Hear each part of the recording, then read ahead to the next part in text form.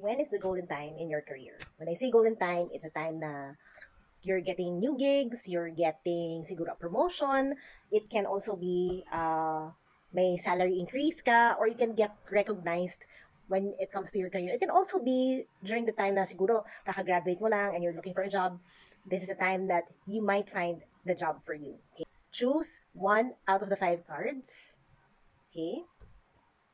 Pili lang kayo, mga suki. Okay, 1, 2, 3, 4, or 5. Okay? For those who chose card number 1, divine timing is at play.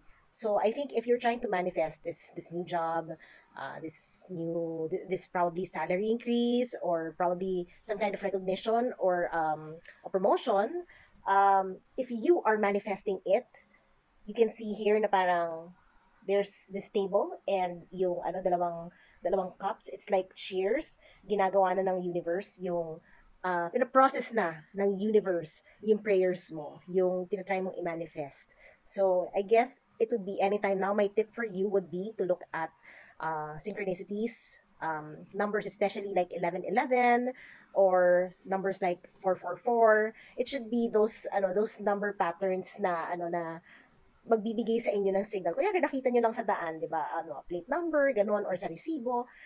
Those are signs that you can consider na you can use to give you that message from the universe na may ginagawa na namin yung hinihingi mo. Okay, for those who chose card number 2, quick and simple, July, that's how many months from now? It's 2 months from now. So, yes, malapit na. Ito, for those who chose card number 3, it's this month. It's May. Diba? Namumulaklak talaga ang May. And if you feel it, na parang most likely, nagiging happy ka, nagiging parang mas cheerful ka, it's because it's coming this month. So, congrats! Congrats na this month, congrats in advance dun sa mga nakakuha na rin ng golden timing nila sa career. Okay. For those who chose card number 4, it's gonna take a while. O nga parang ang sad nung aso. Parang waiting lang talaga siya. But I guess during this time, while you're waiting, put in the work. Hindi naman pwedeng nakatunga nga tayo all the time, right?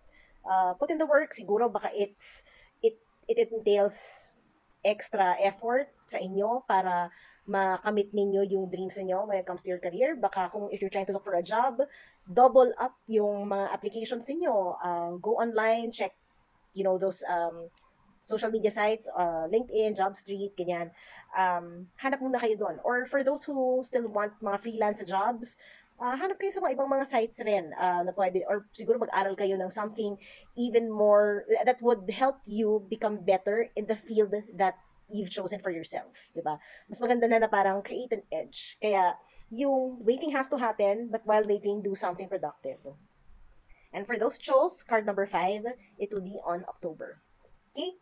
So I all hope that you get your golden opportunity when it comes to your career. Hindi lang puro mga love, hindi lang puro personal life, family. It's also nice to feel that achievement na nabibigay ninyo sa sarili nyo. At the end of the day, that's a gift that you give yourself. And for those, like kunyari dun sa mga nakapili ng card number 4, wait, but do something while you're waiting. Okay? Hope to see you again soon, and follow me and subscribe to my channels. I have here on TikTok and on YouTube, and I might go on IG and Facebook sometime soon. Okay, let's see you. Bye bye.